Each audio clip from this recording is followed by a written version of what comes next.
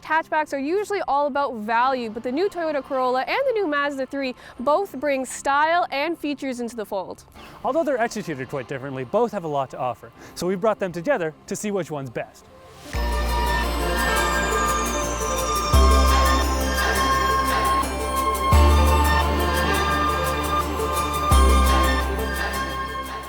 For all the crap Toyota used to get about being boring, you actually have to admit they did a really good job redesigning this new Corolla. It looks aggressive and in your face, and it doesn't blend in, and is definitely not boring. But as good as the new Corolla looks, I just don't think it can match the upmarket elegance that the Mazda 3 offers. So instead of trying to grab your attention with angles and a big grille and chrome everywhere, it just uses a more subdued approach, and I think it really works.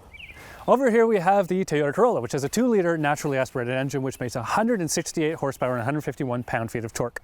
That's going through a CVT transmission, and it gets you 33 miles per gallon. Over here we have the Mazda's 2.5-liter, also naturally aspirated engine, but it makes 186 horsepower and 186 pound-feet of torque. It's good for 30 miles per gallon. So really your decision is between power and efficiency. Of course, one of the highlights of the new Mazda 3 is the interior. It feels very luxurious in a way that the Toyota just can't match. In fact, it is so nice in here, it's a lot better than what's offered in some Acuras, Infinitis, and even Lexus products. I really like the minimal layout, all the switchgear feels nice, and it just feels a lot more high-end. One thing I'm not a huge fan of is the infotainment system. So there's no touchscreen, and you have to use this rotary knob to control everything, which is okay when you're driving, but it does get kind of annoying when you have to type in an address into the navigation. Other than that, the infotainment system is fine, but I still prefer a touchscreen. It is the best when the automakers give you both options. Although if you don't like what's offered here, there is Android Auto and Apple CarPlay, which is great because I'm not in love with the Mazda's menu structure. One of the features I love is the head-up display. It's one of the good ones and not one of those ones on a plastic panel that looks cheap. It shows you if there's a car in your blind spot, which is super useful, but it also has traditional blind spot monitoring too and a bunch of other safety features. There's also cylinder deactivation, which works pretty seamlessly. You can feel it sometimes, but it's far less intrusive than a typical stop-start system. There's also the full suite of driver assistance and safety features, and they all work really smoothly. The warning charms aren't too jarring, and the corrections aren't too intrusive, which makes it feel very natural. The adaptive cruise control also accelerates and slows down very naturally, and it's much, much smoother than the Corolla's system. Now, I won't argue that this interior is as nice as the Mazda's, but it is nice. It does the most with what it has. Like, this rubbery texture is not quite as nice as the Mazda's leather, but in the context, it looks really good. It's also got nice comfy seats with these cushions on them, and that's great because you don't burn your butt on hot summer days. But there are a few flaws. Allegedly, there's less space in the back. I don't really believe the numbers on that, but there is less room in the trunk, so that's a bit of a problem. The biggest problem by far, though, is this infotainment system. Jody said she didn't like the Mazdas, but this is much worse. It's slow, it's hard to see what's going on the screen, and when you're driving around, it's just not helpful. Overall, though, I really like this interior. None of these things are deal breakers. I think that this is a really nice, cheap interior, but the Mazda's is just better overall.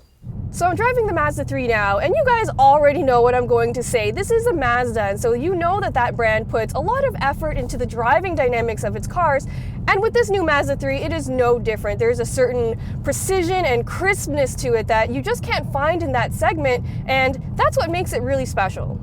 The steering is probably one of the highlights for me in the Mazda 3, so it's very heavy and really precise, and that's just really, really rare in this segment where most of the other cars are just a little bit floaty and numb. In general, the Mazda 3 does drive like a more expensive car, and that shouldn't come as a surprise. So pretty much the only weirdness I experienced with the 3's driving dynamics are with the transmission. So sometimes it can just slam really harshly into gear, even if you're not in sport mode. And sometimes when you're creeping forward in first gear, it just judders a little and takes a second to hook up. And neither of those things are deal breakers, but I do expect a little bit more refinement from Mazda. So I'm thinking maybe my expectations for this new Mazda 3 were a little bit too high. So I thought it would feel really bubbly and fun like other Mazda products that we've driven before, but the new Mazda 3 is actually a little bit too serious. It almost feels German, and that's not a bad thing, but I do think that it's lacking a lot of the personality that I used to really love in the old Mazda 3.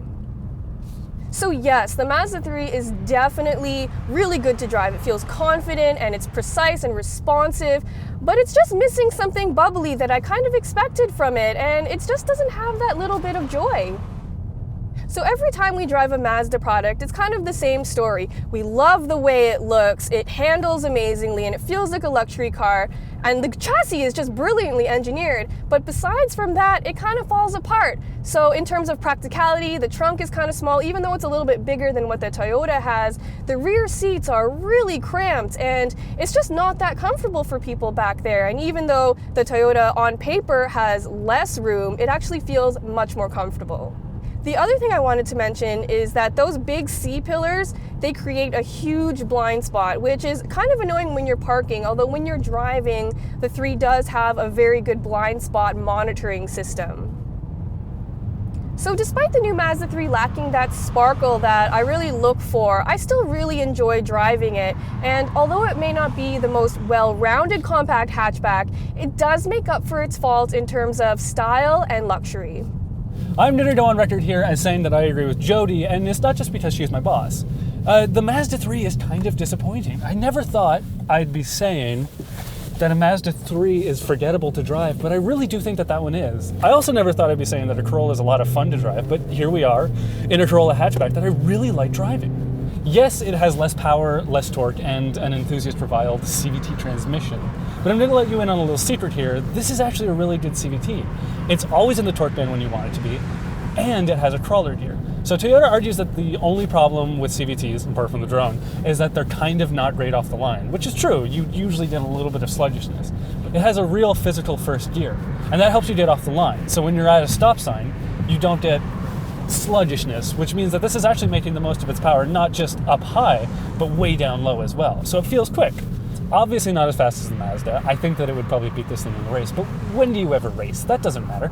This thing feels good, and that's what's important. It feels just plenty fast enough. Even though it doesn't have a lot of power on paper, it's got a lot of power where you need it. Speaking of feeling good, this thing also feels really great in the corners, and I suspect that has to do with Toyota's TNGA platform. It's the same one they use in the CHR, the RAV4, and even the Prius. And I think that because of that, it feels really good when it's only carrying this little weight. The Corolla only weighs about 3,000 pounds, and thanks to that strong, stiff chassis, the engineers should spend a lot more time working on the suspension, which I think they've done. It feels really great over rough roads, and it feels even better through the corners. And it's a lot more fuel efficient, and it costs way less than the Mazda 3, so it puts up a really good argument for itself. Although the Mazda 3 is about $4,000 more expensive than the Corolla, it actually feels like it should cost $10,000 more. There's a lot to like about the Corolla. It's a really good, cheap car. But the Mazda 3 is just a good car, period. And that's why it's our winner.